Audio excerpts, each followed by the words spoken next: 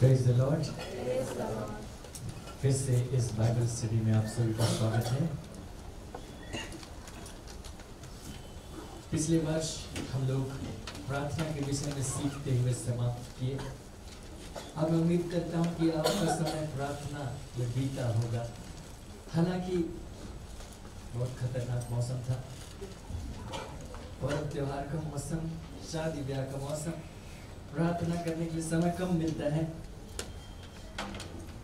लेकिन जो कुछ प्रार्थना के विषय में आपने सीखा है, आप उसको करके देखिए, करते जाइए और आपका जीवन गवाहियों से भर जाएगा। पिछली बार जो आखिरी संदेश मैंने प्रचार किया था, उसके ठीक पहले वाला जो संदेश था, जब हम लोग निवास स्थान से संबंधित प्रार्थना सीख रहे थे, हमने कुछ तस्वीरें यहाँ पर देखी। कुछ बहनें आकर गवाही दे रही थी और कह रही थी कि जब हम इस प्रकार से प्रार्थना कर रहे हैं तो अद्भुत लग रहा है, जीवन में कुछ और हो रहा है, ऐसा मालूम पड़ रहा है। वो हमारे जीवन का केंद्र बिंदु है। जब हम परमेश्वर के साथ में चलते हैं, हम उसके साथ सहभागिता रखते हैं और इस सहभागिता का केंद्र बिंदु प्रार्थना है। हम प्रार्थना के द्वारा उसकी निकटता को प्राप्त करते हैं, उसकी निकटता में समय व्यतीत करते हैं और परमेश्वर हम लोगों को उस रीति से ढालता है, हम लोगों को परिवर्तित करता चला जाता है। इसलिए उसी रीति से सोचते हुए, प्रार्थना करते हुए आगे बढ़ते चले जाइए। और हम लोग इस साल से हम लोग जब स्टडी आरंभ कर रहे हैं, एक दूसरे विषय पर स्टडी करेंगे। और हालांकि वो विषय मैं आज आरंभ नहीं करूंगा, कल करूंगा, आने वाले सप्ताह में करूंगा, लेकिन उसका बैकग्राउंड, उसकी पृष्ठभूमि तैयार कर दी जाए। आज हम लोग परमेश्वर के विषय में सीखने का प्रयास करेंगे कि हमारा परमेश्वर कौन और कैसा है, क्योंकि परमेश्वर के विषय में कहना बहुत कठिन बात है। क्योंकि परमेश्वर को, उस बाइबल कहती है, उसको किसी ने नहीं देखा, सिर्फ यीशु मसीह ने उसे प्रकट किया था। तो परमेश्वर के विषय में कहना अपने आप में एक बहुत कठिन बात है। और संसार के बहुत सारे लोगों ने परमेश्वर के विषय में विचार किया है।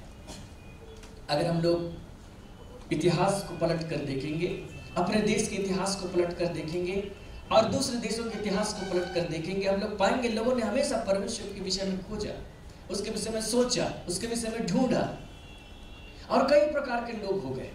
कुछ लोगों ने परमेश्वर के विषय में सोचा और पाया कि वो इतना कठिन है उसको जानना कि उसको जाना नहीं जा सकता, वो अज्ञेय है, वो ज्ञान से परे है, ऐसा उन लोगों ने कहा। इंग्लिश में उसके लिए शब्द है, जो लोग ऐसा कहते हैं कि ईश्वर को जाना नहीं जा सकता, उनके लिए शब्द है एग्नोस्टिक्स। उन्होंने कहा कि परमेश्वर को जाना नहीं जा सकता, वो हमारी समझ से परे है। सच बोल रहे थे। कुछ लोग हैं जिन्होंने शायद ढूंढा, देखा, बहुत सारी चीजों को परखा, जो 5 इंद्रियां उनके पास दी गई हैं, उन इंद्रियों की मदद से बहुत सारी चीजों को समझने की कोशिश की और उसमें उन्होंने परमेश्वर को नहीं जाना, नहीं समझा, तो उन्होंने कहा कि परमेश्वर है ही नहीं।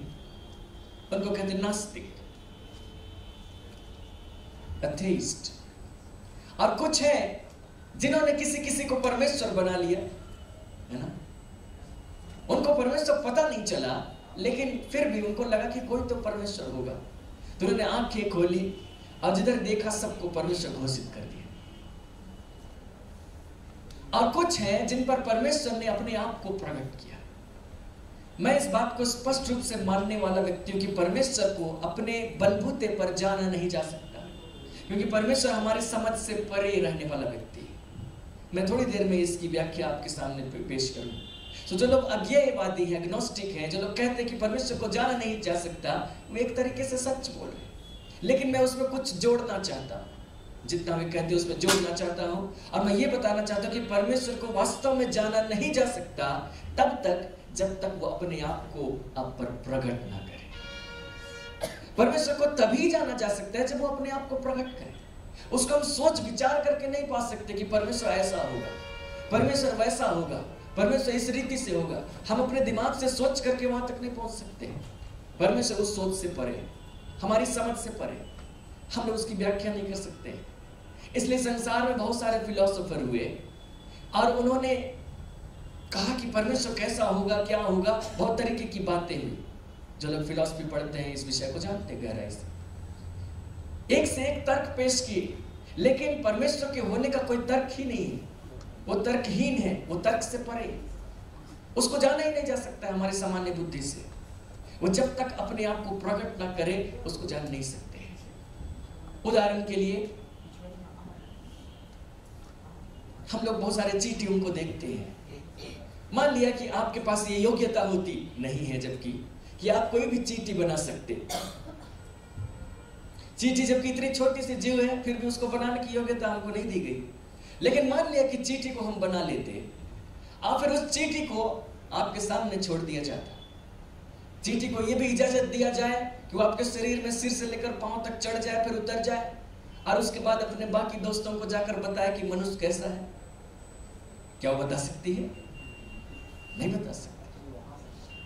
वो अपने आप वो बता नहीं सकती। उसको लगेगा कि ये तो कोई पहाड़ है या ये तो कोई पेड़ है जिस पर मैं चढ़ रही हूं, लेकिन मनुष्य के विषय में नहीं बता सकती। ज्यादा से ज्यादा अगर दूर से देखे तो शायद उसके रूप के विषय में बता सके, उसके शरीर के विषय में बता सके, लेकिन जो उसका व्यक्तित्व उसके भीतर है उसके विषय में तो नहीं बता सकता। सो हमारा परमेश्वर इसी रीति से हम लोग मानव चीटी के समान है, जिन पर जब तक वो अपने आप को प्रकट ना करे उसको समझ नहीं सकते। हम बस अनुमान लगाते हैं। हमारे भारत में जो परंपरा है उसके मुताबिक जब हम लोग देखते हैं तो हम लोग इस बात को पाते हैं कि लोगों ने विचार किया कि परमेश्वर कैसा होगा। लोगों ने बहुत ध्यान किया, बहुत प्रयास किया, सोचने समझने की कोशिश की, और उन्होंने पाया कि जो भी परमेश्वर है वो एकदम अद्भुत है और उसको जाना नहीं जा सकता अपने आप से, और वो ऐसा है कि सब प्रकार के व्यक्तियों से परे। उन्होंने उसको व्यक्तित्व विहीन कर दिया। हमारे भारत की जो परंपरा है उसके मुताबिक असल में जिसको वो ईश्वर कहते हैं वो व्यक्तित्व विहीन है, उसका कोई व्यक्तित्व नहीं। लेकिन वास्तव में जब हम परमेश्वर को समझने की कोशिश करें तो वो उससे थोड़ा सा आगे, उसमें व्यक्तित्व है लेकिन वो हमारे व्यक्तित्व से कहीं ज्यादा है। बाइबल जितना प्रकट करती है मैं उसको थोड़ा करके आपको समझाने की कोशिश करूंगा।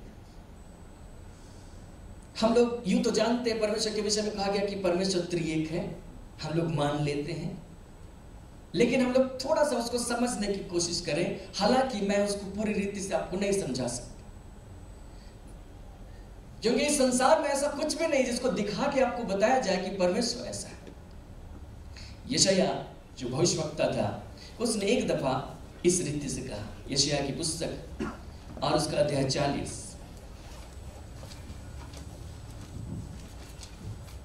और उसके पद 12 से हम देखेंगे तो वहां लिखा है, किसने महासागर को चुल्लों से मापा, किसके बित्ते से आकाश का नाप हुआ, किसने पृथ्वी की मिट्टी को नपुए में भरा, पहाड़ों को तराजू में, पहाड़ियों को कांटे में तौला है। किसने यहोवा की आत्मा को मार्ग बताया या उसका मंत्री होकर उसका ज्ञान सिखाया है। कौन परमेश्वर के समान है? अगर पद 18 देखिएगा तो लिखा है, तुम परमेश्वर को किसके समान बताओगे और उसकी उपमा किससे दोगे। और यशायाह ने इधर उधर देखा, उसने तुलना करने की कोशिश की, उसने बताने की कोशिश की शायद दुनिया में कुछ ऐसा मिल जाए जिससे हम बता सके कि परमेश्वर ऐसा है। उसको कुछ नहीं मिला। उसने बहुत सारी चीजों का नाम लिया यहाँ पर और उन सारी चीजों से तुलना करके देखा कि वे परमेश्वर के सामने व्यर्थ है, कुछ नहीं। हम किसी वस्तु के समान परमेश्वर को नहीं बता सकते, लेकिन हम उसे थोड़ा समझने की कोशिश करेंगे। कई बार लोगों ने परमेश्वर को समझने की कोशिश की, त्रिएक है हम जानते हैं, उसकी व्याख्या करने की कोशिश की कुछ उदाहरणों के द्वारा, लेकिन जितने उदाहरण पेश किए जाते सारे उदाहरण अधूरे हैं। मैं आपको साफ साफ बता दूं, कई बार यह बताया जाता है कि परमेश्वर त्रिएक है। समझने के लिए कैसे? तो कहते हैं कि जैसे मुझे ही ले लो, मैं अपने पिता का बेटा हूं। हम लोग जानते हैं त्रिएक मीन्स उसमें पिता है, पुत्र है, पवित्र आत्मा है। मुझे ज्यादा गहराई में जाने की बात बताने की जरूरत नहीं है, आप ऑलरेडी जानते हैं। मैं इसको जरा सा व्याख्या करूंगा। पिता है, पुत्र है, पवित्र आत्मा। तो लोग कहते हैं कि जैसे मैं हूं, मैं भी अपने पिता का पुत्र हूं। मेरा कोई बच्चा है तो मैं उसका पिता हूं। मेरी कोई पत्नी है, मैं उसका पति हूं। एक ही आदमी हो, 3 रोल है, पिता भी है, पुत्र भी है, पति भी है। उसी प्रकार से परमेश्वर भी है जो त्रिएक है, जो पिता, पुत्र, पवित्र आत्मा के रूप में है। लेकिन वास्तव में जो उदाहरण है पूरी तरीके से गलत है, क्योंकि अगर ये उदाहरण दिया भी जाए तो आदमी कितना हुआ? एक ही हुआ। लेकिन जब हम बाइबल में ढूंढ कर देखें, हम पाएंगे कि यीशु मसीह को प्रार्थना करते हुए देखें। यीशु मसीह प्रार्थना कर रहे थे, उसको पूछा गया कि प्रार्थना किस रीति से करें। उसने कहा, जब तुम प्रार्थना करो कहो, हे हमारे पिता। उसने प्रार्थना की और कहा, हे पिता, मैं तेरा धन्यवाद करता हूं। इसका मतलब कम से कम यीशु मसीह पिता तो नहीं है, तभी तो वो पिता से प्रार्थना कर रहे हैं, नहीं तो वो अपने आप से प्रार्थना कर लेता। वो कहता कि एक जमाना था जब मैं पिता था, अब मैं पुत्र बनकर आया। मैं हूं सेम व्यक्ति, अलग अलग लोगों के लिए मेरा अलग अलग रोल है। वो ऐसा नहीं कर सकता। वो पिता नहीं है, यीशु मसीह पिता नहीं, यीशु मसीह पवित्र आत्मा भी नहीं। उसने कहा, अगर मैं परमेश्वर के आत्मा की सहायता से दुष्ट आत्माओं को निकालता हूं तो परमेश्वर का राज तुम्हारे बीच में आ पहुंचा है। उसने अपने चेलों से कहा, मेरा यहां से चले जाना तुम्हारे लिए अच्छा है, क्योंकि जब मैं यहां से जाऊंगा तो एक और सहायक को पिता तुम्हारे पास भेजेगा। और एक और सहायक अर्थात पवित्र आत्मा, तो वो एक और सहायक है, वो यीशु मसीह नहीं है। पवित्र आत्मा यीशु से अलग। सो ये जो उदाहरण है कि एक ही व्यक्ति है, वो किसी का पिता है, वो किसी का पुत्र है, वो किसी का पति है, वो किसी का क्या है, ये उदाहरण त्रिएकता को प्रदर्शित नहीं कर सकता। ये उसके लिए काम नहीं करता। कुछ लोगों ने कहा कि इस प्रकार से हम उदाहरण ले सकते हैं कि जैसे पानी 3 अवस्था में पाया जाता है। जब तुम उसको ठंडा करते हो तो ठोस हो जाता है, बर्फ हो जाता है। जब नॉर्मल रहता है तो तरल अवस्था में रहता है, बह सकता है। फिर जब तुम उसको गर्म करते हो तो भाप बनकर उड़ जाता है, सॉलिड, लिक्विड, गैस, लेकिन है तो पानी। उसी प्रकार से त्रिएक परमेश्वर भी है। मैंने भी इस विषय पर विचार किया, लेकिन मैंने पाया कि यह उदाहरण भी सटीक नहीं है। समझाने के लिए लोगों ने प्रयास किए, लेकिन मैंने उदाहरणों को गौर से सोचा और देखा कि उदाहरण पर्याप्त नहीं है। क्यों ये उदाहरण पर्याप्त नहीं है? क्योंकि एक ही टेम्परेचर पे सॉलिड, लिक्विड, गैस नहीं रहते। हमारा परमेश्वर एक ही टेम्परेचर पे पिता, पुत्र, पवित्र आत्मा रहता है। हालेलुया। एक ही तापमान पर, मान लिया हम कहें तापमान फिक्स कर दिया जाए 50 डिग्री सेंटीग्रेड, तो हमारे पास पानी का कौन सा रूप होगा? तरल रूप होगा। उसमें ठोस तो होगा नहीं, उसमें भाप तो बनेगा नहीं। तो 50 डिग्री सेंटीग्रेड पे वो एक ही चीज अस्तित्व में रह सकता है, तरल अवस्था। लेकिन हमारा परमेश्वर 50 डिग्री सेंटीग्रेड कहिए, चाहे 100 कहिए, चाहे 0 कहिए, हर समय पिता, पुत्र, पवित्र आत्मा के रूप में मौजूद है। पानी के साथ वैसा नहीं, एक खास पॉइंट पे ले जाइए, वहां दूसरे अस्तित्व में नहीं रहते, लेकिन हमारा परमेश्वर तो भी अस्तित्व में रहता है। तो हम परमेश्वर को कैसे समझें? बहुत सारे उदाहरण दिए गए, मैं सारे उदाहरण के डिटेल में नहीं जाना चाहता। हमको कैसे समझना चाहिए, कैसे उसकी व्याख्या करें, कौन सा उदाहरण दे कि समझ में आए? त्रिएकता को हम कैसे समझें? परमेश्वर त्रिएक है, इसको कैसे समझें? जब मैं इस विषय में सोच रहा था, मैंने एक किताब पढ़ी। आज से लगभग 70 साल पहले एक व्यक्ति हुआ करते थे, उनका नाम था C.S. लुइस। उन्होंने एक किताब लिखी, बहुत सारी किताबें हैं। किताब का नाम है मेयर क्रिश्चियनिटी, 3 किताबों का संकलन। उसमें उन्होंने परमेश्वर के विषय में कुछ लिखा है, त्रिएकता के विषय में कुछ लिखा है, और उसको समझाने के लिए उन्होंने जो कुछ इस्तेमाल किया, जो कुछ तरीका अपनाया, मैं भी वही तरीका आपके सामने अपनाना चाहता हूं। हम लोग, अगर आप गणित नहीं पढ़े हैं तब तो थोड़ा सा कठिन होगा, लेकिन अगर आप 10 क्लास तक गणित पढ़े हैं तो भी आप थोड़ा बहुत समझ जाएंगे। अगर नहीं भी पढ़े हैं तो भी मैं आपको समझाने की कोशिश करूंगा। गणित में हम लोग यूज करते हैं एक शब्द जिसको कहते हैं डायमेंशन, हिंदी में आयाम। कहते हैं कि 1 डायमेंशन, ये एक आयामी। 1 डायमेंशन का अर्थ है कि उसमें सिर्फ लंबाई हो, एक ही दिशा में वो जाता है, आगे या फिर उसी के उल्टा पीछे। एक आयामी मतलब या तो आगे जाइए या तो पीछे जाइए, दाएं बाएं जाने का कोई सवाल नहीं, ऊपर नीचे जाने का कोई सवाल। इसको कहते हैं 1 डायमेंशन, एक आयामी।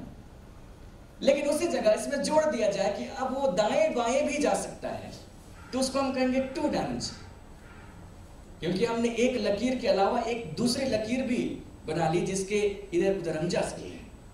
अब हम आगे पीछे जा रहे थे, वो एक आयामी था। अब हम दाएं बाएं भी जा सकते हैं, वो 2 आयामी।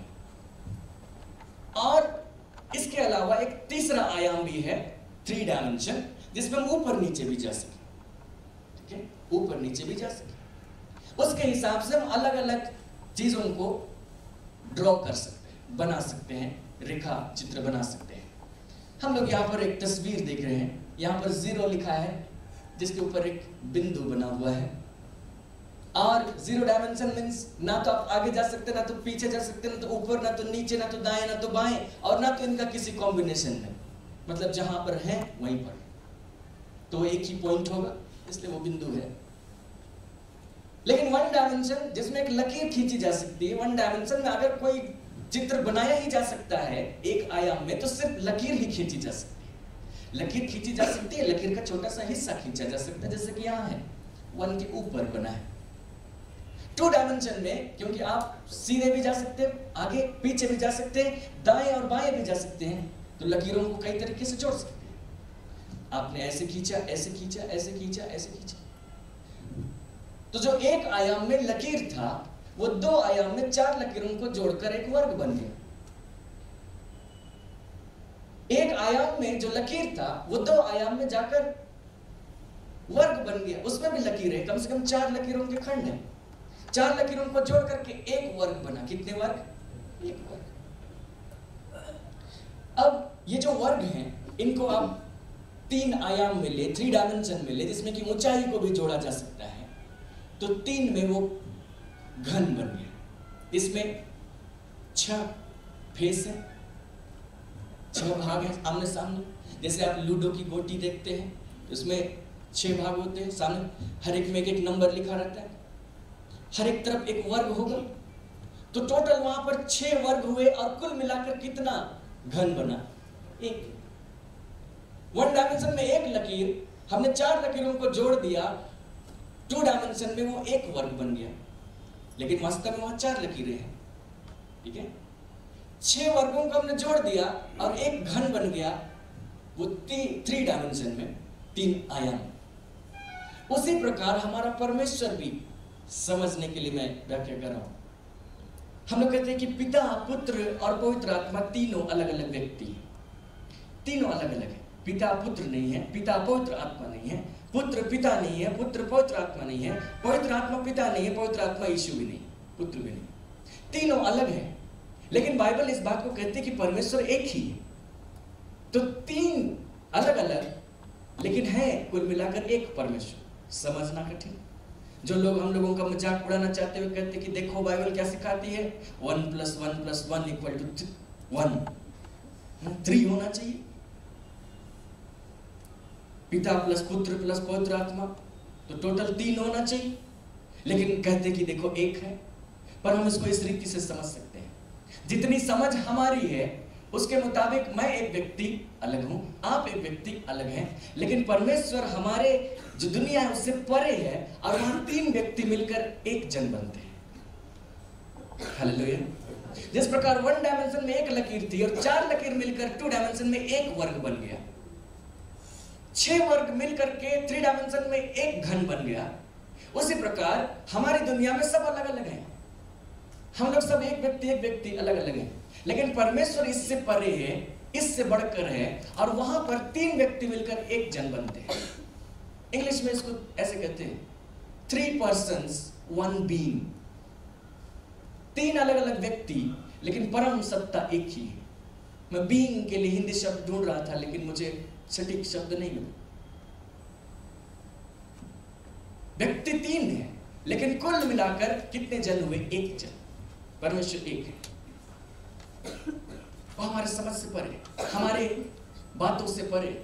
हम लोग एक दूसरा चित्र यहाँ पर देखेंगे जिसको थियोलॉजियन ने, बहुत सारे लोगों ने बनाया है, और ये समझने के लिए मददगार होगा। आप इसको जरा देखिए। हम लोगों ने कहीं और से चित्र आपके लिए डाउनलोड कर दिया है। फादर, सन, स्पिरिट, ये जो ट्रायंगल है इसके तीनों कोनों में अलग अलग लिखा है।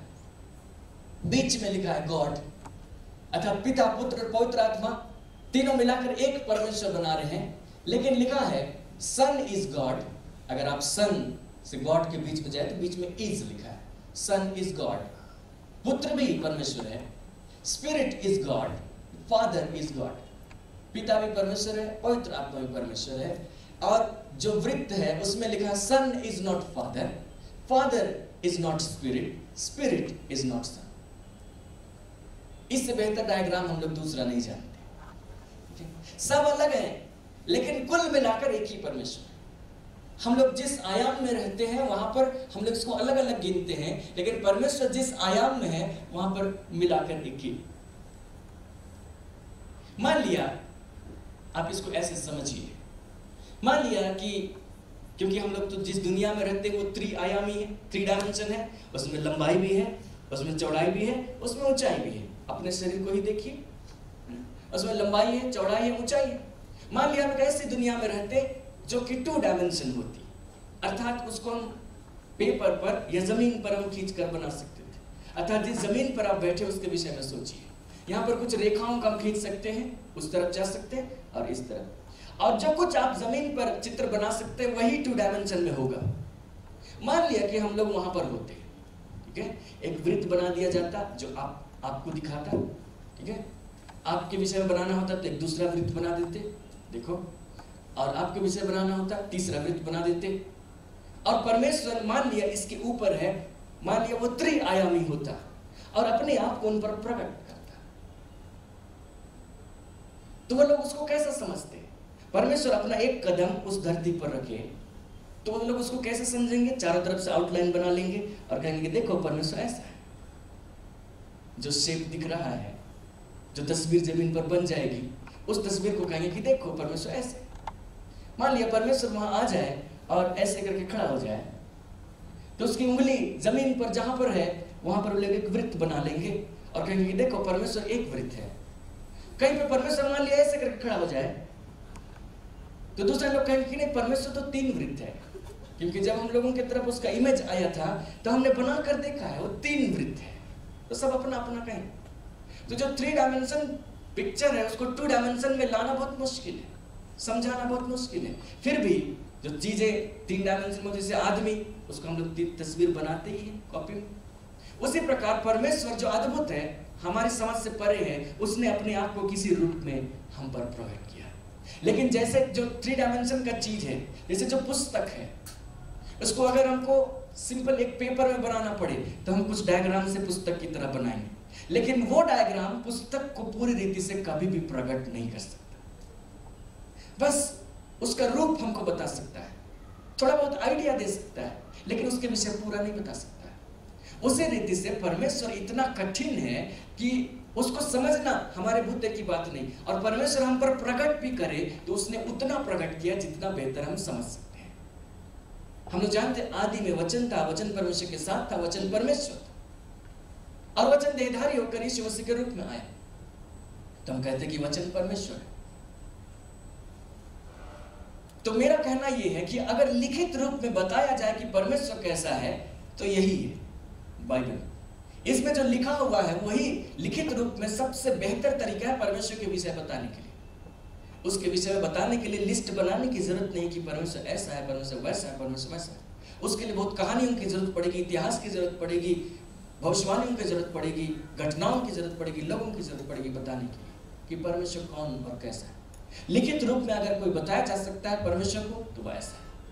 अगर मनुष्य के रूप में बताया जा सकता है कि परमेश्वर कैसा है तो फिर यीशु मसीह को देखिए। अगर हम उसको अपने हिसाब से समझना चाहते हैं, अपने लेवल पर समझना चाहते हैं, तो हमको यीशु मसीह को देखना पड़ेगा। क्योंकि हमने पढ़ा है यूहन्ना के सुसमाचार में 1 अध्याय 18 कि परमेश्वर को किसी ने नहीं देखा, एकलौता पुत्र जो पिता की गोद में है उसने उसको प्रकट किया। और इब्रानियों की पत्री 1 अध्याय उसके 3 पद में लिखा है, अगर हम लोग इंग्लिश NIV में देखते हैं तो यीशु मसीह के विषय में लिखा है कि वो उसके तत्व की छाप है। He is the exact representation of his being. यीशु मसीह परमेश्वर का exact representation है मनुष्य के रूप। मनुष्य के रूप में अगर यीशु मसीह परमेश्वर को दिखाया जाए तो ठीक यीशु मसीह को देखिए और समझ जाइए। हम लोग उससे बेहतर और नहीं समझ सकते। क्योंकि हम लोग इस दुनिया में जितने भी जीवों को देखते हैं सब मनुष्य से नीचे श्रेणी के, हम लोग उसके ऊपर हैं, हम लोग प्रभुता करते हैं, हम लोग सबके ऊपर हो जाते हैं, बढ़कर हो जाते हैं। यहाँ तक कि हाथी को भी हम लोग अपने काबू में कर लेते हैं, बड़े बड़े जीवों को अपने काबू में कर लेते हैं, क्योंकि परमेश्वर ने हमें ऐसा बनाया कि सबके ऊपर प्रभुता रखते हैं। तो हम लोगों से ज्यादा कॉम्प्लिकेटेड जीव इस धरती पे कोई नहीं, हम लोग सबसे ज्यादा पेचीदा किस्म के जीव, और हम लोगों से बेहतर प्रकार के जीव कोई दूसरा है भी नहीं। इसलिए हमारी समझ में नहीं आएगा कि परमेश्वर, क्योंकि परमेश्वर तो हमसे बेहतर प्रकार का है, वो कैसा है। तो परमेश्वर को हम अपने ही लेवल पर सिर्फ समझ सकते हैं, और तब हमको मनुष्य के लेवल पर समझना पड़ेगा, और तब यीशु मसीह को देखना पड़ेगा। और जब हम यीशु मसीह को देखेंगे तो हम उसको अपने हिसाब से समझ जाएंगे कि परमेश्वर कैसा है, क्योंकि हमको जितना चाहिए उससे, जितनी जरूरत है, जितना डील करना है, उतना हमको पता चल जाए। बाकी बातें बाद में पता चलेंगी। परमेश्वर की उपमा दी गई कई बार, उन्होंने गीत गाया और कहा वह तुम्हें अपने पंखों की आड़ में ले लेगा। तो ये नहीं समझना चाहिए कि परमेश्वर का पंख भी है ना? परमेश्वर की पीठ में से पंख निकला है और पंखों की आड़ में ले लेगा। यहोवा मेरी चट्टान है, तो पत्थर से बना हुआ है, ऐसी बात उपमा दी गई। यीशु मसीह ने कहा परमेश्वर आत्मा है, आत्मा है, और इसीलिए वैज्ञानिक लोग उसको नहीं ढूंढ पाए, क्योंकि वैज्ञानिक क्या करते हैं, वे संसार की चीजों की छानबीन करते हैं, या तो उसको माइक्रोस्कोप से देखते हैं, सूक्ष्म दृष्टि से, या तो उसको दूरबीन से देखते हैं और दूर तक देखते हैं, और भी दूसरी चीजें बना लिया उन्होंने जिसके द्वारा वे देखते हैं, और जो भौतिक चीजें हैं उन्हीं की व्याख्या करते हैं। हालांकि वैज्ञानिक लोग इस नतीजे पर पहुंचे जरूर हैं कि कुछ डार्क मैटर है जिसके बारे में लोग नहीं जानते। वो जितनी जितनी दृश्य चीजें, भौतिक चीजें पूरे ब्रह्मांड में है, उससे ज्यादा डार्क मैटर है इसके बारे में लोग नहीं जानते। वे कहते डार्क मैटर यहाँ भी है, पर हम लोगों को पता नहीं चल रहा है। डार्क इसलिए कह रहे क्योंकि वो अंधकार है, हम लोगों को उसका कोई ज्ञान नहीं है। वे भी कहते हैं कि कुछ ऐसी भौतिक चीजें जो हमारी समझ से परे, और परमेश्वर वो भौतिक नहीं है, वो तो आत्मा है। यीशु मसीह ने कहा परमेश्वर आत्मा है। तब कौन सा माइक्रोस्कोप से देखेंगे कि आत्मा नजर आ जाए, कौन से दूरबीन से देखेंगे कि आत्मा नजर आ जाए, नहीं दिखाई देगा, क्योंकि हम 5 इंद्रियों को इस्तेमाल करेंगे, 5 इंद्रियों से परे जाने के लिए कुछ मशीनों को इस्तेमाल करेंगे, लेकिन वो भौतिक चीजों को ही बताएंगी, वे आत्मिक चीजों को नहीं बता सकते। यीशु मसीह ने कहा परमेश्वर आत्मा है। तो हमारा परमेश्वर आत्मा है, वो भौतिक नहीं है। कई बार लोग ऐसा समझते कि परमेश्वर हमारे जैसा है, क्योंकि बाइबल में ऐसा लिखा है उसने हमें अपने समांतर स्वरूप बनाया। कहते हैं कि तो हमारे समान उसका भी पाँव है, हमारे समान उसका भी सिर है, हमारे समान उसकी भी आंख है, हमारे समान उसकी भी पीठ है, इत्यादि। लेकिन मैं आपको बता दूं कि जब भी ऐसा कुछ लिखा गया है तो उसका मतलब ये नहीं कि परमेश्वर का हमारे समान एक शरीर है। बाइबल में इस प्रकार से लिखा है कि यहोवा की आंखें देखती रहती, उसका हाथ उस पर आया,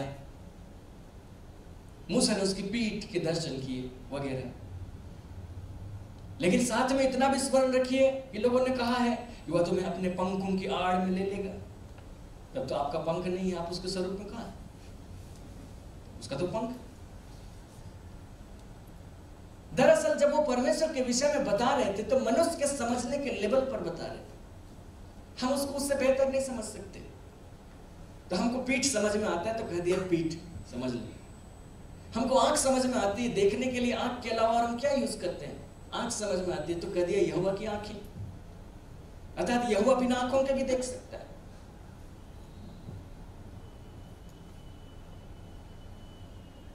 बिना कानों के भी सुन सकता है क्योंकि वो आत्मा है। लेकिन हमको सुनने के लिए कान चाहिए, तो अगर हमको कहना पड़े कि यहोवा सुनेगा तो उसके लिए कान बताना पड़ेगा। और सोचिए ये तो अभी 2019 है, जब टेक्नोलॉजी इतना विकसित हो गई, जब हम आपको ऐसा तस्वीर दिखा के बता सकते हैं। आज से 2000 साल पहले जब इन लोगों के पास कुछ नहीं था, तब उनको परमेश्वर के विषय में बताना था, तब सोचिए कैसा बताया जाए। ऐसा बताना था कि सब पीढ़ी के लोग उसको समझ सकें। जिनके साथ बातचीत हो रही थी मूसा के जमाने में, आज से लगभग 3,500 साल पहले, मूसा के जमाने में, उस समय जब बातचीत हो रही थी, लोगों के पास चीजों का अभाव था, टेक्नोलॉजी नाम की चीज थी ही नहीं। उस जमाने में उनको बताना था परमेश्वर कैसा है, तो उनको उसी के लेवल पर बताना पड़ेगा। परमेश्वर ने उनकी समझ में ज्यादा हेरफेर नहीं किया। जैसे तुमको समझ में आता है मेरे विषय, तुम इतना जानो, तुम्हारे काम का जितना है तुमको मिल जाएगा। लोगों ने दर्शन देखा, जैसे प्रकाशित वाक्य की पुस्तक में या फिर यहेजकेल की पुस्तक में, यहेजकेल ने देखा एक सिंहासन है, यूहन्ना ने देखा एक सिंहासन है और उस पर कोई विराजमान है। जो विराजमान है उसका कोई रूप नहीं दिखाया गया, बस कहा गया कि वो अद्भुत सिंहासन दिखाया जाता है कि मानो परमेश्वर सिंहासन पर विराजमान होता है। इसका मतलब है कि कुर्सी का कॉन्सेप्ट स्वर्ग से आया है। स्वर्ग में सिंहासन देखते थे, तब फिर इधर भी उसी रीति से कुछ ऐसा बैठने योग्य बनाया जाए, तब कुर्सी का खेल भी स्वर्ग से आ रहा होगा। ऐसी बात नहीं, लेकिन हम लोग जानते हैं सिंहासन का अर्थ क्या होता है। सिंहासन अर्थात एक राजा का आसन, जहां से वो सब कुछ के ऊपर राज्य कर सके। तो अगर हमको परमेश्वर को विषय में बताना हो कि वो सबके ऊपर प्रधान है, राज्य करता है, सबके ऊपर संप्रभु है, तो हमको सिंहासन से ही दिखाना पड़ेगा। हमको अगर सांकेतिक रूप में दिखाया जाए, तस्वीरों के रूप में दिखाया जाए, तो हमको सिंहासन से ही बताना पड़ेगा। लेकिन उसका अर्थ उस प्रकार से नहीं। जब हम आत्मा में होंगे, उस दुनिया में देखेंगे, तब हमको थोड़ी बहुत समझ में आएगी। जब तक ये शरीर है हमको समझ में नहीं आए। प्रकाशित वाक्य की पुस्तक में तो ऐसा भी जंतु दिखाई दिया जो चीते का सा था, जो सिंह का सा था, जो भालू के समान था, वगैरह वगैरह। एक ही जंतु जिसमें तीनों का मिक्स हो, ऐसा जंतु कभी आपने देखा? वास्तविक जंतु नहीं होते, लेकिन क्योंकि वो सांकेतिक रूप से बता रहे थे कि वो ऐसा है, किसी विषय में बता रहे, उसी प्रकार परमेश्वर के विषय में भी बताया गया है। लेकिन हम लोग उसको उसी रूप में समझते हैं, क्योंकि परमेश्वर ने उसी रूप में हम पर प्रकट किया है। हमको जैसा चाहिए, जैसा हम उसके साथ बेहतर संबंध बना सकते हैं, गहरा से गहरा संबंध बना सकते हैं, वो इसी रूप में है। सो अगर परमेश्वर ने इस रीति से अपने आप को हम पर प्रकट करना चुना, तो हम ऐसे कहते हैं। हम कहते हैं कि यहोवा की आंखें सबको देखती रहती। हम जानते हैं कि उसकी आंखों का मतलब ऐसा नहीं है कि उसकी आंखों में हमारे समान एक लेंस होगा, रेटिना होगी, ब्रेन होगा। जब यहाँ से पिक्चर बनेगा तो ब्रेन में जाएगा और वो देखेगा। तब तो यहोवा इधर से देख रहा है तो उधर से नहीं देख रहा है।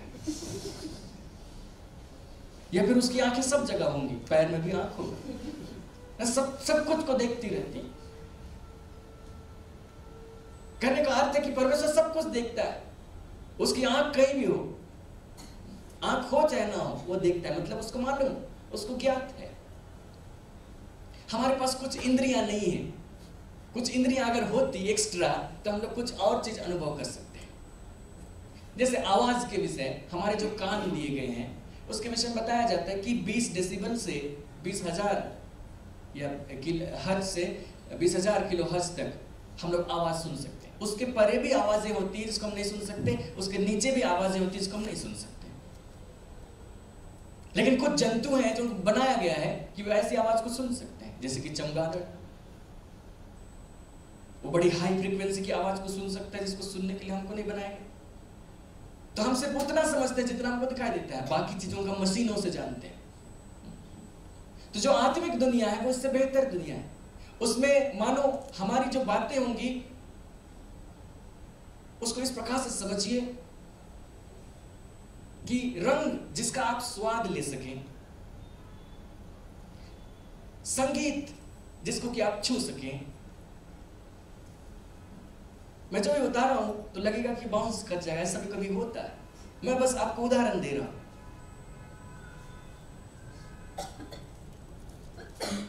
ऐसा रंग जिसका आप स्वाद ले सकें, मतलब आपने उस रंग को देखा, आपको उसका स्वाद मालूम हो गया, उसकी सुंदरता मानो आप में। अभी तो हम उसकी सुंदरता को कैसे देखते, देख करके जितना सुंदर है उतना ही समझते हैं।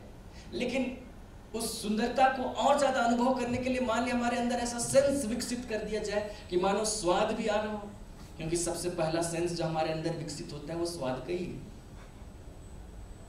बचपन में जब बच्चे छोटे रहते हैं, फिर बड़े होने लगते हैं, तो वे सब चीजों में स्वाद को ही ढूंढते हैं।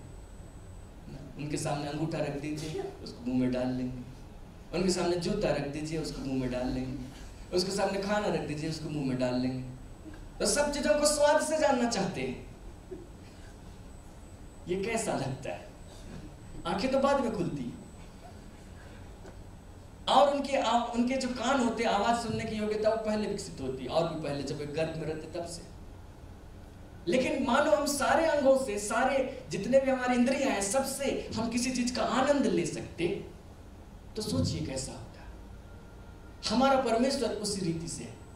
मानो कुछ ऐसा है कि अभी जिस दुनिया में हम हैं वहां पर कुछ सीमित दे दिया गया, 5 दे दिए गए इंद्रियां, इसके हिसाब से तुम एंजॉय करो। लेकिन जब तुम इसके परे हो जाओगे तब उसके आनंद का कहना ही क्या, वर्णन से परे है।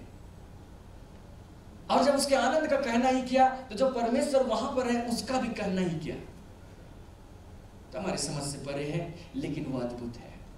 लेकिन हमारे लिए खुशी की बात है कि उस परमेश्वर ने हमें अपने आप से दूर नहीं रखा, लेकिन उसने हम पर अपने आप को प्रकट किया। और जब हम उसकी सहभागिता करते हैं तो हम कुछ अद्भुत बात की सहभागिता करते हैं, जो हमारे सोच से परे, हमारे समझ से परे है, जो हमारे वर्णन से परे है। ऐसे परमेश्वर की सहभागिता करते हैं।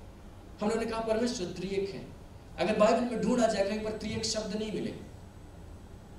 हाँ, हम इतना जानते कि पिता है, हम इतना जानते कि पुत्र है, हम इतना जानते कि पवित्र आत्मा है। पिता को परमेश्वर के रूप में प्रकट किया गया, इसको साबित करने की जरूरत नहीं। बाइबल में आप बहुत सारे पदों को पढ़ सकते हैं। पुराने नियम में आप बहुत सारे वचनों को पाएंगे जहां पर ऐसा लिखा, यहोवा ने कहा, यहोवा ने कहा। और नए नियम में उस बात को जब रेफरेंस लिया गया तो कहा गया कि यीशु ने कहा, अर्थात यीशु मसीह यहोवा है। नए नियम में उसका रेफरेंस लिया गया तो कहा कि पवित्र आत्मा ने कहा। इसका मतलब पवित्र आत्मा यहोवा है। तो जो परमेश्वर का नाम हमारे लिए प्रकट किया गया था यहोवा के रूप में, वो यहोवा नाम पिता का नहीं है, लेकिन पिता, पुत्र और पवित्र आत्मा तीनों का सम्मिलित नाम है यहोवा। तीनों का सम्मिलित नाम यहोवा है। वो यहोवा कभी पिता के रूप में दिखाई पड़ता है, वो यहोवा कभी पुत्र के रूप में दिखाई पड़ता है, वो यहोवा कभी पवित्र आत्मा के रूप में दिखाई पड़ता है। हम लोग निर्गमन की पुस्तक से देखें, निर्गमन की पुस्तक और उसका अध्याय 32, हम लोग इसको KJV से भी पढ़कर देखें। सॉरी, व्यवस्था विवरण की 32, व्यवस्था विवरण की पुस्तक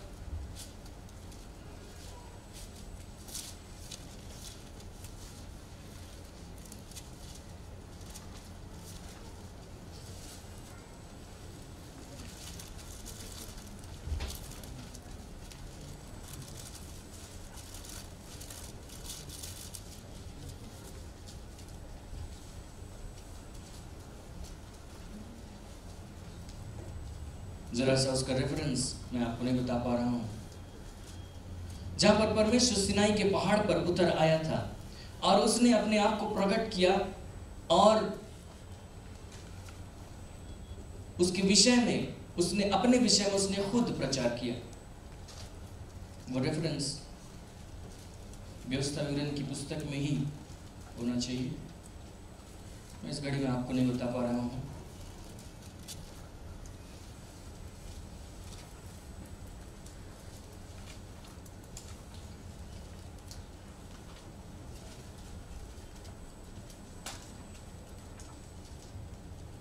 कोई रेफरेंस वहां पे उसने इस प्रकार से कहा, यहोवा यहोवा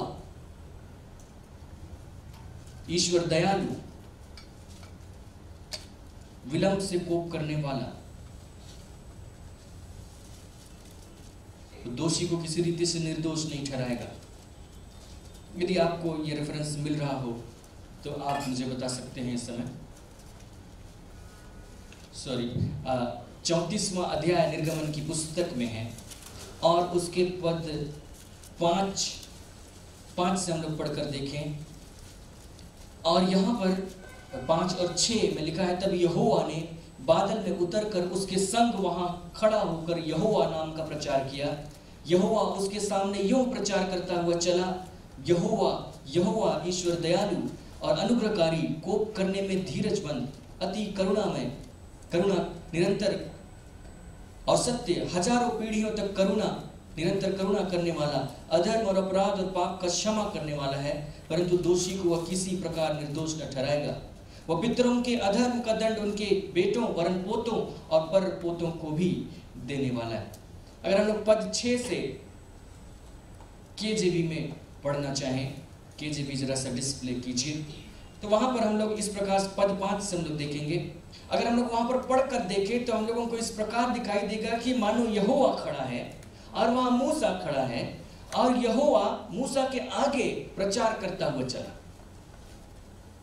तो यहोवा वहां एक व्यक्ति के रूप में दिखाई नहीं देता, वो एक से ज्यादा व्यक्ति के रूप में दिखाई देता है, क्योंकि यहोवा तो वहां है और फिर वहां पर मूसा है, और एक यहोवा है जो वहां पर उसके सामने प्रचार करता हुआ चला कि यहोवा ऐसा है। पद 5, Now the Lord descended in the cloud and stood with him there and proclaimed the name of the Lord. केजेवी है, केजेवी डिस्प्ले कीजिएगा।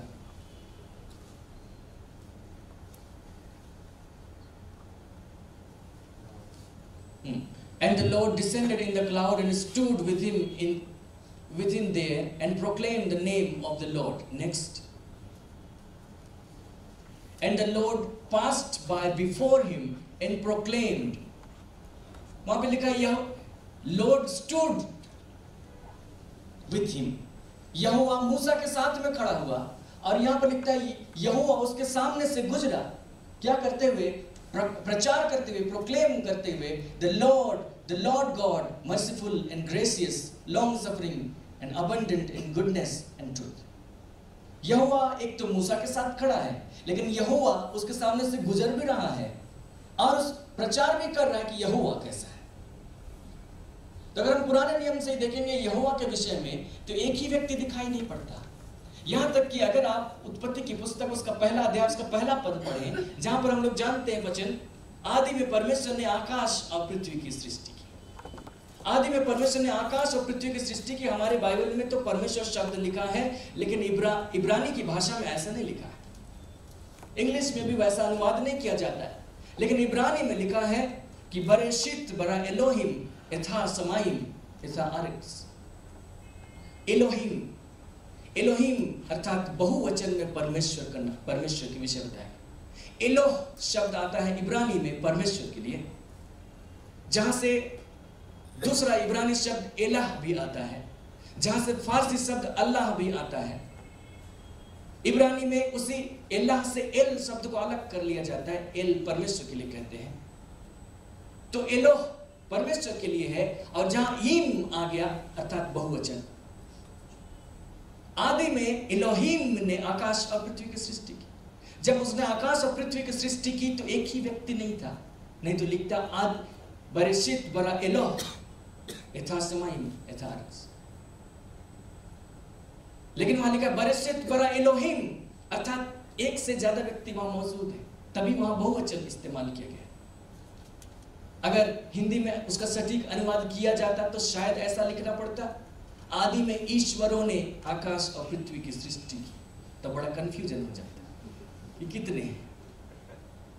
लेकिन वास्तव में इब्रानी बाइबल ऐसे ही स्टार्ट करती है, बरशित बरा इलोहिम, आदि में परमेश्वरों ने, ईश्वरों ने। पता नहीं लोग उसको किस प्रकार समझते थे, लेकिन बाद में यह प्रकट किया गया कि असल में है तो एक ही, लेकिन उसमें तीन व्यक्ति है। तो नहीं एक ही, लेकिन उसमें तीन व्यक्ति। शुरू में लोगों ने उसको नहीं जाना, उन्होंने सोचा कि ये भयानक परमेश्वर। आज हम लोग उसको इतिहास में पीछे मुड़कर देखते, बाइबल में पीछे मुड़कर देखते और कहते कि पिता, और फिर कहते पुत्र, और कहते पवित्र आत्मा। लेकिन बाइबल कहती है कि तीनों सृष्टि से पहले से मौजूद थे। ऐसा नहीं है कि बाद में पिता को विचार आया था कि इसको किसी को उत्पन्न करे। ईश्वर से अनादिकाल से उत्पन्न। उसके विषय में मीका की पुस्तक में ऐसे कहा गया है। मीका की पुस्तक उसका 5वां अध्याय और पद 2 अगर देखें, जहां पर भविष्यवाणी थी कि एक मसीहा उनको बचाने के लिए बेथलेहम में पैदा होगा, और उनसे कहा गया था कि बेथलेहम एफ्राता तो यदि हजारों में तू जो ऐसा छोटा है कि यहूदा के हजारों में गिना नहीं जाता, तो भी तुझ में से मेरे लिए एक पुरुष निकलेगा जो इस्राएलियों में प्रभुता करने वाला होगा। उसका निकलना प्राचीन काल से वरन अनादिकाल से होता है। मतलब यीशु मसीह के आने की भविष्यवाणी है और उसके विषय में बताया जा रहा है कि उसका निकलना अनादिकाल, प्राचीन काल से वरन अनादिकाल से, अर्थात आदिकाल से भी पहले। अगर किसी समय के विषय में हम कहें कि यहां पर से समय शुरू होता है, तो उस समय के शुरू होने से पहले से मौजूद है, अनादिकाल से। लिखते हैं whose going forth are from of old, from everlasting, हमेशा हमेशा से। और यही वो व्यक्ति था जो बैतलहम में पैदा हुआ, अर्थात यीशु मसीह। तो यीशु मसीह पुत्र है, लेकिन उसका पुत्रत्व ऐसा नहीं है कि एक समय वो अस्तित्व में नहीं था। पिता अस्तित्व में था, फिर उसने पुत्र को उत्पन्न कर दिया, तब तो पुत्र की भी एक समय के बाद शुरुआत हुई। लेकिन ऐसा नहीं, यीशु मसीह भले ही हम लोग 2000 साल पहले बैतलहम में पैदा हुआ कहते हैं, लेकिन पैदा होने से पहले मौजूद था। और कब से? हमेशा से। सो पुत्र हमेशा से मौजूद, उस रीति से पवित्र आत्मा हमेशा से मौजूद, हमेशा से मौजूद। और ये अपने आप को बताते हैं हम पर, और उन्होंने जो कुछ प्रकट किया, हम ज्यादा उसके डिटेल में ना जाएं, उसके कॉम्प्लिकेशन में ना जाएं, लेकिन जो कुछ परमेश्वर के विषय प्रकट किया गया है वो ये है कि परमेश्वर सब कुछ जानता है। ठीक है, हम लोग परमेश्वर के कुछ गुणों को समझेंगे जो हमारे लिए जरूरी होगा। परमेश्वर सब कुछ जानता है। यदि आप यशायाह भविष्यवक्ता की पुस्तक और उसका अध्याय 46 देखें और उसके पद 9 से 10, तो वहां पर परमेश्वर ने अपने विषय में कहा कि वो पहले से ही, आदि से ही अंत तक को जानता है। यशायाह की पुस्तक अध्याय 46 और उसके पद 9 से 10, प्राचीन काल की बातें स्मरण करो जो आरंभ से ही हैं, क्योंकि परमेश्वर मैं ही हूँ, दूसरा कोई नहीं। मैं ही परमेश्वर हूँ और मेरे तुल्य कोई भी नहीं। मैं तो अंत की बात आदि से और प्राचीन काल से उस बात को बताता आया हूँ जो अब तक नहीं। Declaring the end from the beginning, English में Declaring the end from the beginning, अर्थात वो सब चीजों को जानता है कि अंत क्या होने वाला है, भविष्य में क्या होने वाला है। अर्थात हमारा परमेश्वर सारी बातों को जानता है। हमारा परमेश्वर सर्वज्ञ है, वो सारी बातों को जानता है।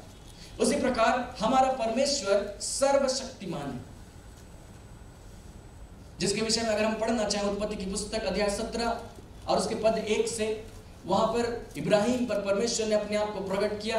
वहां लिखा है, तब परमेश्वर ने उसे दर्शन दिया। जब इब्राहिम 99 वर्ष का हो गया, तब यहोवा ने उसको दर्शन देकर कहा, मैं सर्वशक्तिमान ईश्वर हूं, मेरी उपस्थिति में चल और सिद्ध होता जा। I am Almighty God, walk before me and be blameless. मैं सर्वशक्तिमान परमेश्वर हूं। जो उसके लिए इब्रानी शब्द है वो है एल शद्दाई। आप लोग गीत गाते हैं एल शद्दाई, एल अर्थात परमेश्वर और शद्दाई मतलब सब शक्तियों को रखने वाला। हमारा परमेश्वर सर्वशक्तिमान। सोचिए, जिस परमेश्वर ने हम पर अपने आप को प्रकट किया वो सब शक्ति रखने वाला है, अर्थात उसके लिए कोई काम असंभव नहीं। हम उनकी शक्तियों को थोड़ा समझने की कोशिश करेंगे तो हम पाएंगे कि परमेश्वर अद्भुत है। लोगों ने जब साइंस ने तरक्की किया तो उन्होंने बताया कि किसी पदार्थ में कितनी एनर्जी होती। आइंस्टाइन ने इक्वेशन दे दिया, कहा E = mc²। उसका मतलब क्या है? किसी पदार्थ में कितना वजन, कितना पदार्थ लगा हुआ है, उसको गुना कीजिए प्रकाश की गति से 2 बार। और प्रकाश की गति कितनी है? 1 सेकंड में 3 करोड़ मीटर। तो मान लिया कि पदार्थ 1 ग्राम का हो तो उसमें कितनी एनर्जी है? तो 1 ग्राम गुना 3 करोड़ गुना 3 करोड़ कितना हुआ? उतनी एनर्जी 1 ग्राम पदार्थ में है। तो सोचिए, जिसने उसको बनाया है वो कितनी एनर्जी रखता होगा। लोगों ने इसका एस्टिमेशन करके बताया कि एक नमक का जो दाना होता है उसमें इतनी एनर्जी है कि अगर उसका पूरा इस्तेमाल किया जाए तो 1 महीना तक हम लोग एक कॉलोनी को बिजली दे सकते हैं। उतनी एनर्जी उसमें छुपी हुई है, हम लोग उसको इस्तेमाल करना नहीं जानते। मैक्सिमम इस्तेमाल करना लोगों ने तब जाना जब उन्होंने एटम बम बनाया। तो उसको बनाने वाला परमेश्वर कितना शक्तिशाली है। जो बिजली आकाश से चमकती है, कड़कती है, कुछ पल वो दिखाई देती है, फिर वो समाप्त हो जाती है। उस बिजली से लोग कहते हैं कि अगर वो बिजली इकट्ठी कर ली जाए, एक बार जो कड़की हुई बिजली, तो उसे हम साल भर बिजली दे सकते हैं पूरे शहर को। उतनी एनर्जी उसमें होती है, उतनी सामर्थ्य उसमें है। तो उसको बनाने वाला परमेश्वर, ऐसी बिजलियां तो संसार में हर समय कड़कती रहती है, तो सोचिए इसको बनाने वाला परमेश्वर कितना शक्तिशाली है। तो हम उस परमेश्वर के संपर्क में हैं, उस परमेश्वर के साथ संबंध में हैं जो इतनी शक्ति रखता है। उसके लिए कोई भी बात असंभव नहीं है। हालेलुया। कई बार हम लोग सोचते निराश होने की बात है, दुखी होने की बात है, कुछ नहीं हो रहा है, ऐसा नहीं हो रहा है। नहीं, हमको ठीक परमेश्वर की तरफ मुड़कर देखने की जरूरत है। परमेश्वर को जरा और ढूंढ कर देखने की जरूरत, समझने की जरूरत है कि हमारा परमेश्वर क्या है, उसके लिए क्या संभव और क्या असंभव है। उसके लिए कुछ भी असंभव नहीं, उसके लिए कुछ भी असंभव नहीं। एक तो वो सब कुछ जानता है, दूसरे वो सर्वशक्तिमान है, फिर बाइबल कहती है कि वो सब जगह उपस्थित है। अगर हम भजन संहिता की पुस्तक देखें, अध्याय 139, और इस भजन को दाऊद ने लिखा और उसने परमेश्वर की आत्मा के विषय में गीत गाया और उसने कहा कि तुझसे भागकर मैं कहां जाऊं। और उसने पाया क्योंकि परमेश्वर का आत्मा उस पर था और इसलिए वो इस बात को कह सकता था, वास्तव में जानता था। और उसने इस प्रकार से गीत गाया पहले पद से, हे यहोवा तूने मुझे जांच कर जान लिया है, तू मेरा उठना बैठना जानता है, मेरे विचारों को दूर ही से समझ लेता है। और पद 5, तूने मुझे आगे पीछे घेर रखा है और अपना हाथ मुझ पर रखे रहता है। पद 7, मैं तेरे आत्मा से भागकर किधर जाऊं या तेरे सामने से किधर भागूं। यदि मैं आकाश पर चढ़ूं तो तू वहां है, यदि मैं अपना बिछौना अधोलोक में बिछाऊं तो वहां भी तू है। यदि मैं भोर की किरणों पर चढ़कर समुद्र के पार जा बसूं तो वहां भी तू अपने हाथ से मेरी अगुवाई करेगा, अपने दाहिने हाथ से मुझे पकड़े रहेगा। मैं कहीं भी नहीं भाग सकता, मैं जहां भी जाऊं वहां तू उपस्थित है। हम उस परमेश्वर के साथ संबंध में हैं जो हर जगह मौजूद है। उस परमेश्वर ने अपने आत्मा के द्वारा हमें, हमारे लिए अपने आप को उपलब्ध कर दिया है सब जगह। पहले अपने आप को उसने सब जगह के लिए उपलब्ध नहीं किया था। पहले उसने अपने आप को मंदिर में उपलब्ध किया था, जो तंबू मूसा ने बनाया था वहां पर उपलब्ध किया था, या फिर उसने अपने आप को भविष्यवक्ताओं को उपलब्ध किया था, या फिर राजाओं पर या जिन पर परमेश्वर का आत्मा आता था उन पर उपलब्ध किया था। और वे लोग परमेश्वर को उस रीति से समझते थे, लेकिन आज परमेश्वर ने अपने आप को हमारे लिए सब जगह उपलब्ध कर दिया गया। हम लोग उसको कहीं पर भी बैठकर अनुभव कर सकते हैं, कहीं पर भी बैठकर हम जान सकते हैं। पुराने समय में इजरायलियों के लिए नियम दिया गया था, जितने पुरुष होंगे साल में 3 बार उनको मंदिर जाना जरूरी है, और जब जाएंगे तो खाली हाथ नहीं जाएंगे, कुछ भेंट लेकर जाएं। साल में 3 बार उनको जाना जरूरी था। और यीशु मसीह भी जब वहां पर थे मंदिर जाया करते थे, यरूशलेम जाया करते थे, क्योंकि व्यवस्था की अधीनता में उत्पन्न हुए थे। लेकिन आज हमको परमेश्वर को ढूंढने के लिए यरूशलेम जाने की जरूरत नहीं। वो यरूशलेम में मिलेगा ऐसी बात नहीं, बल्कि यरूशलेम में जब आप जाएंगे तो वहां तो कोई मंदिर ही नहीं। जहां पे मंदिर था वहां तो मस्जिद है। लेकिन हमारा परमेश्वर सब जगह उपस्थित है। उसने उस मंदिर को नष्ट हो जाने दिया, कोई फर्क नहीं पड़ता कि मंदिर नहीं रहेगा तो मैं उपलब्ध नहीं रहूंगा।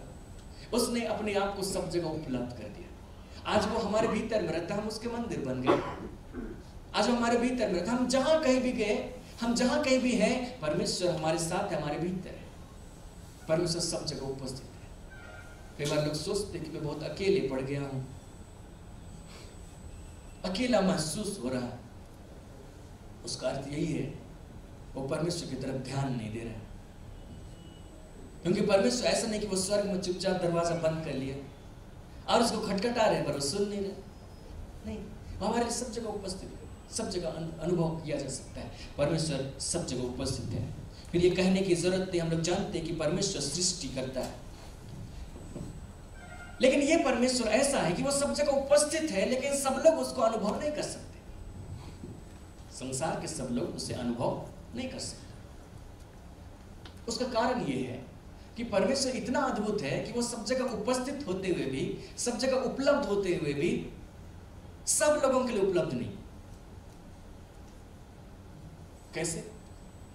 वो धर्मियों के लिए तो उपलब्ध है, परंतु पापियों के लिए उपलब्ध नहीं, क्योंकि परमेश्वर और पाप में कोई संबंध नहीं। वो सब जगह उपलब्ध तो जरूर है, इसको समझना थोड़ा कठिन है।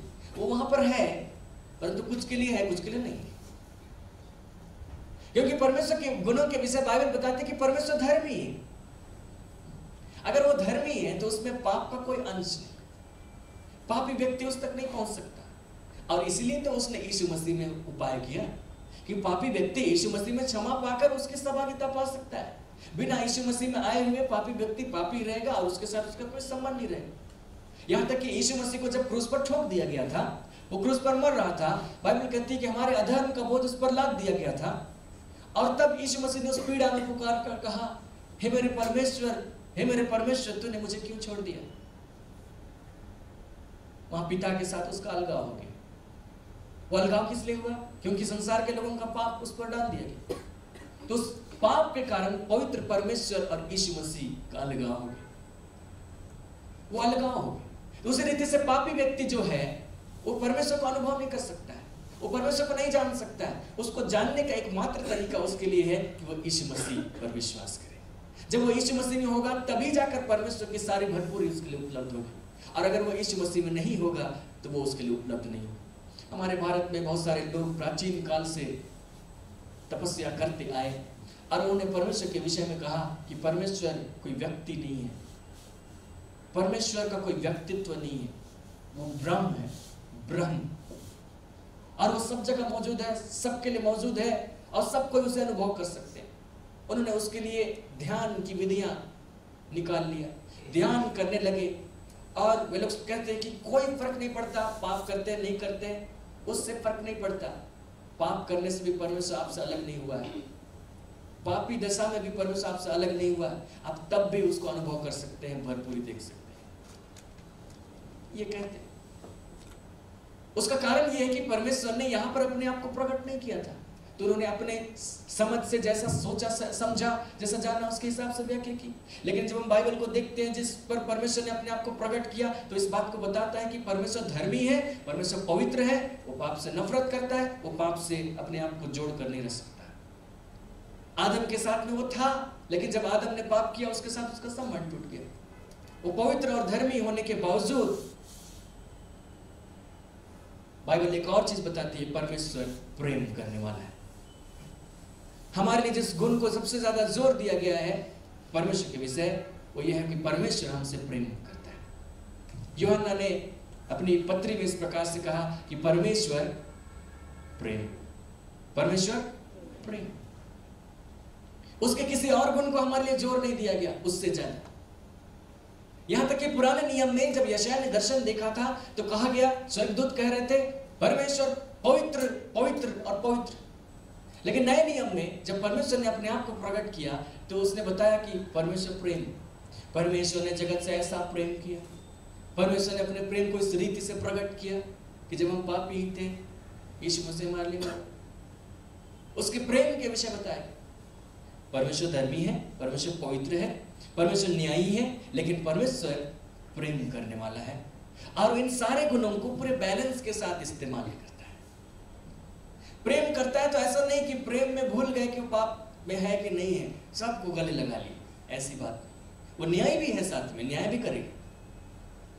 तो जब वो हमसे प्रेम कर रहा है तो उसका न्याय भी प्रकट हुआ है, क्योंकि उसने न्याय को यीशु मसीह में प्रकट कर दिया ताकि वो हमको गले लगा सके। और इसलिए तो पुराने नियम में जब हम परमेश्वर को देखते तो परमेश्वर भयानक दिखता है। पता नहीं किसको नष्ट कर देगा, किसको दंड कर देगा, कब कहां पर आग भड़क जाएगी, कब कहां सांप आ जाएंगे, कब धरती फट जाएगी। जब मूसा इस्राएलियों को निकाल कर ले आ रहा था तो लोग ऐसी समस्या से गुजर रहे, कब कौन मर जाए कहां नहीं जा सकता था। यहां तक कि याजक भी जब परमेश्वर की सेवा करते थे, तंबू के भीतर जाते थे, मंदिर के भीतर जाते थे, तो बड़े डरते हुए जाते थे। महायाजक जो साल में एक बार परम पवित्र स्थान में जाता था, वो जाने से पहले रस्सी बांध कर जाता था। परंपरा बताती है कि उसके कमर में एक रस्सी बांध दी जाती थी और रस्सी बाहर रहती थी और वो लहू लेकर भीतर जाता था, क्योंकि अगर उसने कोई गलती की होगी तो अंदर परम पवित्र स्थान में जाकर के वो जिंदा बचेगा ही नहीं, वो मर जाएगा। अगर वो मर जाएगा तो वहीं सड़ जाएगा, क्योंकि दूसरे जो उसके लाश को निकालने के लिए जाएंगे वो भी मर जाएंगे, क्योंकि वो लोग महायाजक हैं ना। तो उसको निकाला कैसे जाए, तो उन्होंने उपाय निकाला, रस्सी बांध के भेजो, अगर मर जाए तो रस्सी से खींच लेंगे, लेकिन हम मरेंगे नहीं। परमेश्वर के पास जा रहे, लेकिन इतना डर है, इतना भयानक, क्योंकि वो उनके अधर्म का दंड उनको देता था। लेकिन आज वो परमेश्वर इतना दयालु, इतना प्रेमी हो गया, वो हमको दंड नहीं दे रहा है, हमको मार डाल नहीं रहा है, हमको नष्ट नहीं कर रहा है। उसका कारण एकमात्र है कि उसने हमसे प्रेम किया और उस प्रेम को यीशु मसीह में प्रकट किया, और उस प्रेम को उसने इस रीति से प्रकट किया कि हमारे पापों का दंड यीशु मसीह को दिया गया। तो हम कैसे भी हालत में परमेश्वर के पास आ जाते हैं, परमेश्वर हमको ग्रहण करता है, क्योंकि देखता है कि जो न्याय होना चाहिए था वो न्याय हो चुका है। उस समय यीशु मसीह नहीं आया था, इसलिए न्याय का फल उन्हीं को भोगना होता था। तो महायाजक हो या साधारण प्रजा, हम नहीं जानते, पाप किए हो तो दंड भोगो। लेकिन आज हम लोग दंड नहीं भोग रहे, क्योंकि हमारा यीशु मसीह दंड भोग चुका है। हम लोग ऐसे सामर्थी परमेश्वर के निकट में आए हैं। लोगों ने एक और गीत गाया था यहोवा के लिए, उन्होंने गाया, यहोवा का धन्यवाद करो क्योंकि वह भला है, उसकी करुणा सदा की है।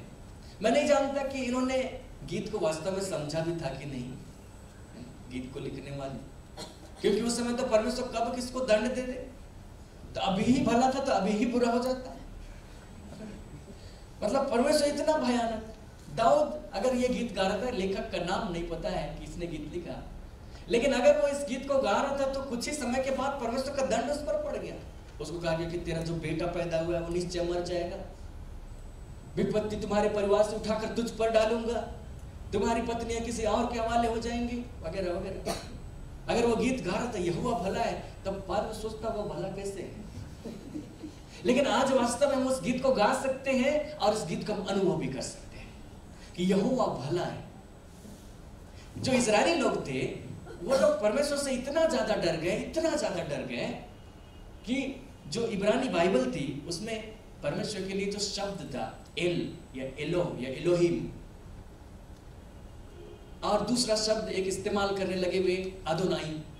अदोनाई का अर्थ होता है प्रभु, क्योंकि एल कहते हुए डरने लगे कहीं गलत ना कह दे, परमेश्वर न मार डाले, क्योंकि आज्ञा थी तुम उसका नाम व्यर्थ नहीं लोगे। तो उन्होंने अनुवाद किया बाइबल का, इब्रानी से यूनानी में अनुवाद किया।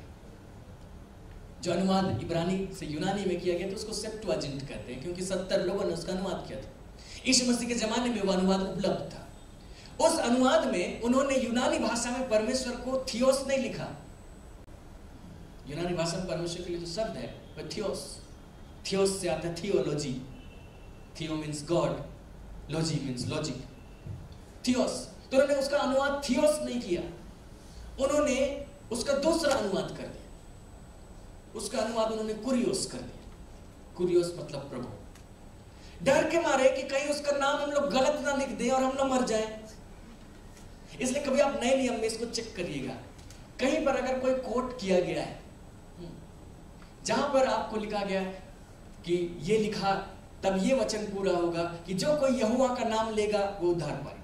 योएल की पुस्तक में ऐसा लिखा है, दूसरा अध्याय उसके 28 में, 28 के आगे, कि जो कोई यहोवा का नाम लेगा वो उद्धार पाएगा। जब नए नियम में इसको कोट किया गया रोमियो की पत्री में, तो वहां लिखा है जो कोई प्रभु का नाम लेगा वो उद्धार पाएगा। तो भाई क्यों वहां पर प्रभु शब्द लिखा जबकि ओरिजिनल में यहोवा था?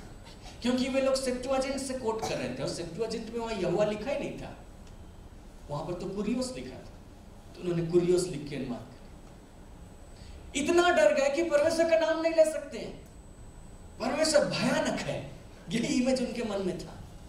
और जब यीशु मसीह आया तो उस इमेज को सुधारने में उसको बहुत टाइम लगा। लोग कहते थे कि वो तो भविष्यवक्ता है, वो तो पवित्र है, वो तो चंगा करता है, वो तो अद्भुत काम करता है। तो फरीसी लोग सोचते थे तो पापियों के यहाँ क्यों खाता है? पापियों से तो दूर भागना चाहिए, पापियों को तो दंड देना चाहिए। हमारे भविष्यवक्ताओं को देखो, उनमें से कौन था? शमूएल को देखो, जब वो किसी नगर में जाता था तो पापी की क्या मजाल उसके साथ खाना खा ले।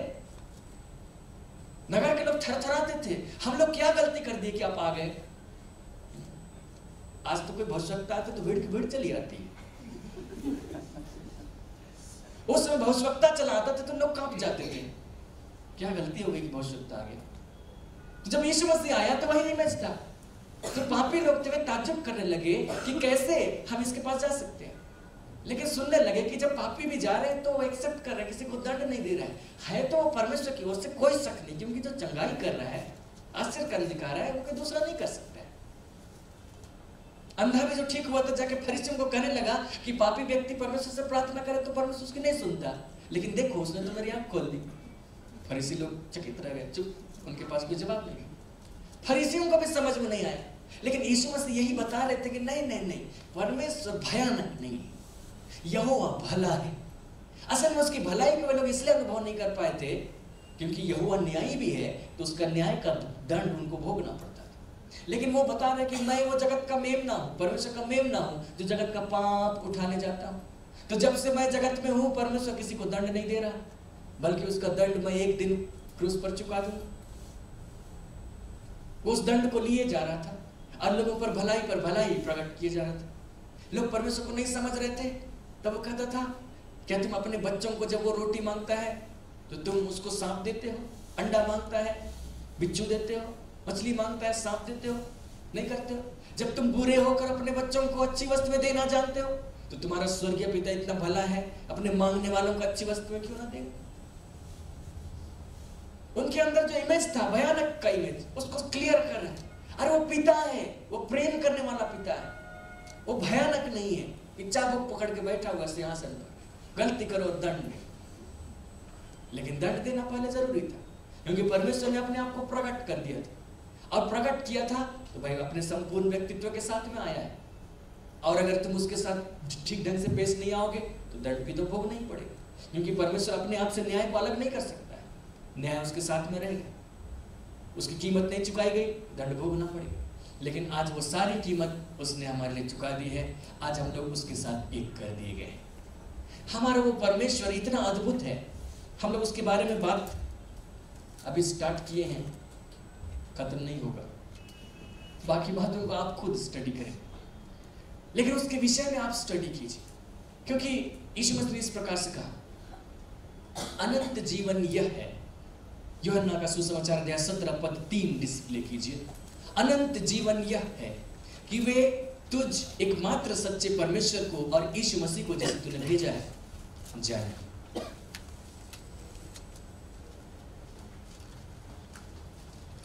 अनंत जीवन यह है कि वे तुझ अद्वैत एकमात्र सच्चे परमेश्वर को और यीशु मसीह को जिसे तूने भेजा है जाने।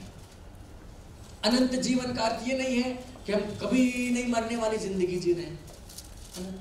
जब शरीर मर भी जाएगा तो आत्मा तो जिंदा रहेगी। तो चाहे वो पापी है, चाहे वो धर्मी व्यक्ति, अगर वो शरीर उसका मर भी गया तो आत्मा तो जिंदा है। तो हमेशा जिंदा रहने को नहीं कहा गया। यहां तक कि पुनरुत्थान की बात भी करें तो धर्मी का भी पुनरुत्थान होगा, पापियों का भी पुनरुत्थान होगा। धर्मियों को पुनरुत्थान के बाद उनको नया शरीर दिया जाएगा, पापियों को पुनरुत्थान के बाद एक नया शरीर दिया जाएगा।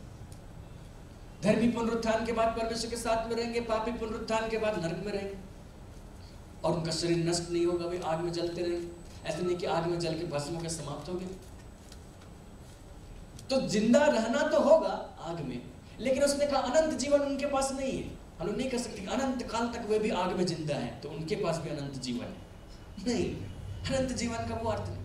अनंत जीवन यह है कि वे एकमात्र सच्चे परमेश्वर को जाने, अर्थात परमेश्वर को जो जानना है वही अनंत जीवन है। हम परमेश्वर को जानना कब से आरंभ किए? जब से हमने यीशु मसीह को जाना। उसके बाद से हम उसकी गहराई को जानते चले जाते हैं। यीशु मसीह वो जीवन लेकर आया था जिसको आदम ने खो दिया था। आदम ने जो जीवन अपने अंदर रखा था इस धरती पर रहते हुए, परमेश्वर से संबंध टूटने के बाद, वो जीवन नष्ट होने वाला जीवन, वो जीवन बीमारियों को नहीं सह सकता था, वो जीवन मृत्यु को नहीं सह सकता था। लेकिन जो यीशु मसीह लेकर आया वो इन सब को सह सकता है।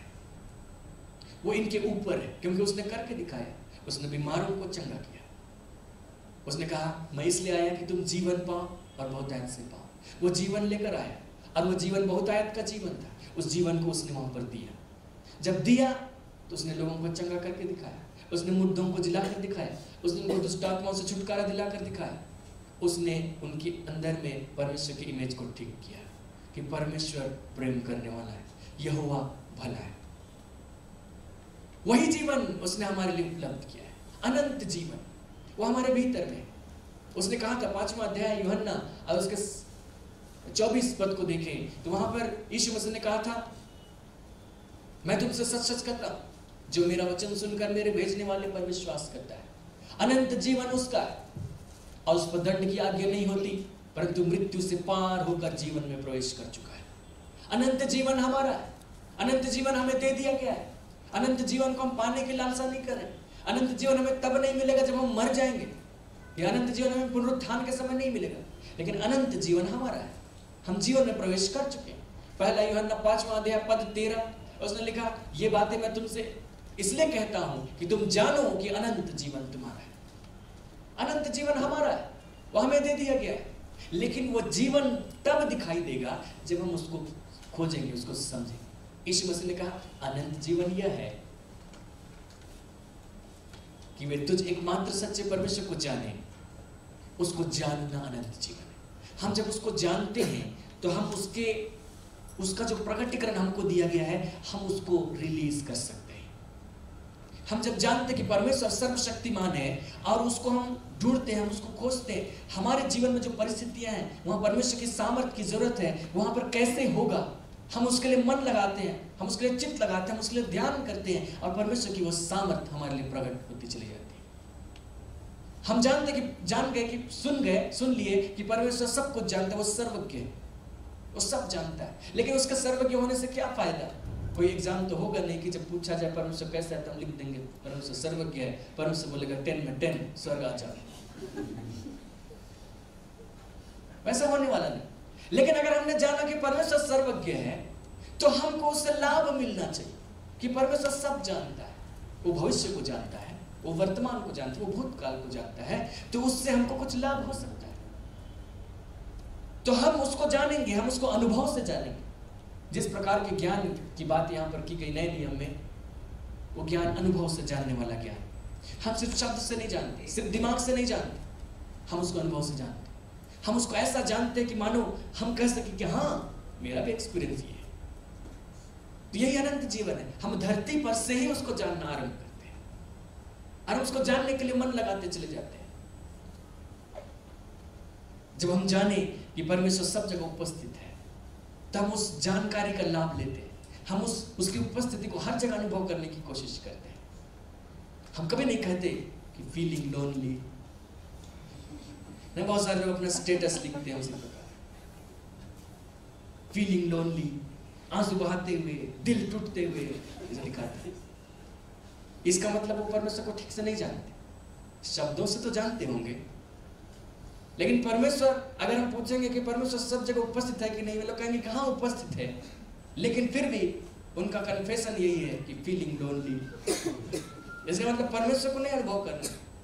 इसका मतलब जो ज्ञान है वो शब्द में रह गया, उससे लाभ नहीं मिल रहा है। लेकिन अनंत जीवन यह है कि परमेश्वर को जाने। तो हमको जानना चाहिए कि हमारे साथ में हम ऐसा फील ही ना कर पाए कि हम अकेले हैं। वो हमारे साथ है, वो मेरे साथ है।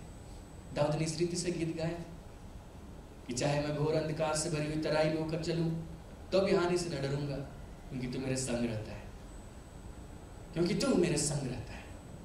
तो हम कह सके हर परिस्थिति में कि वो मेरे संग रहता है, मैं उसको अनुभव करता हूँ, मैं उसको जानता हूँ, मेरे साथ चलता है। जो ज्ञान शब्दों में दिया गया, जो ज्ञान लिखित रूप में दिया गया, वो हमारा अनुभव बन जाए, तो यही अनंत जीवन है। और भी बातें यहाँ पर हैं जिनका लिस्ट हम नहीं कहते। ढूंढिए बाइबल में, देखिए परमेश्वर के विषय में क्या प्रकट किया गया। जितना हमारे लिए आवश्यक है उसने प्रकट कर दिया गया, कर दिया है। जितना हमारे लिए था उसने दे दिया है। उसने यीशु मसीह की पहचान के द्वारा, दूसरा पत्रस पहला अध्याय पद 3, अगर आप देखें, हम लोग अगर कोट करते चले जाएंगे तो बहुत सारे पद आ जाएंगे, लेकिन दूसरा पत्रस पहला अध्याय और उसके पद 3 से दिखाइए। लिखता क्योंकि उसकी ईश्वरीय सामर्थ्य ने सब कुछ जो जीवन और भक्ति से संबंध रखता है हमें उसी की पहचान के द्वारा दिया, जिसने हमें अपनी ही महिमा और सद्गुण के अनुसार बुलाया। क्योंकि उसके ईश्वरीय सामर्थ ने सब कुछ जो जीवन और भक्ति से संबंध रखता है, जीवन से संबंधित जो कुछ है, भक्ति से संबंधित जो कुछ है, हमारे लिए दिया। कैसे? उसी की पहचान के द्वारा। पहचान के लिए जो इंग्लिश शब्द है अगर आप देखें तो लिखा है through the knowledge of him as his divine power has given us all things that pertain to life and godliness through the knowledge of him। उसके ज्ञान के द्वारा, यूनानी शब्द है उसके एपिग्नोसिस के द्वारा, उसके ज्ञान के द्वारा, उसको जानने के द्वारा,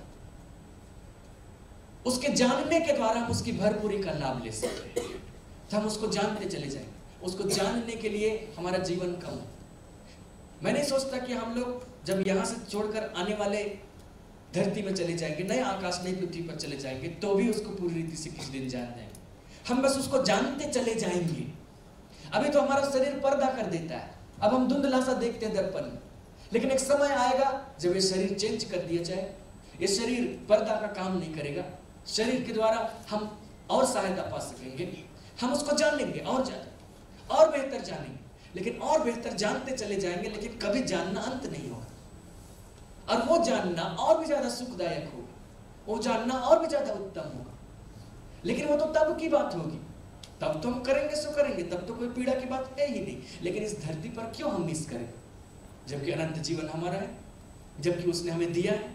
तो हम अभी से उसको जानना आरंभ करते हैं, इसलिए हम उसको जानते हैं।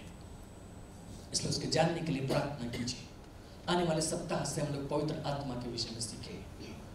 और जो पवित्र आत्मा है, त्रिएक परमेश्वर का तीसरा व्यक्ति, पिता, पुत्र और पवित्र आत्मा। पवित्र आत्मा परमेश्वर है।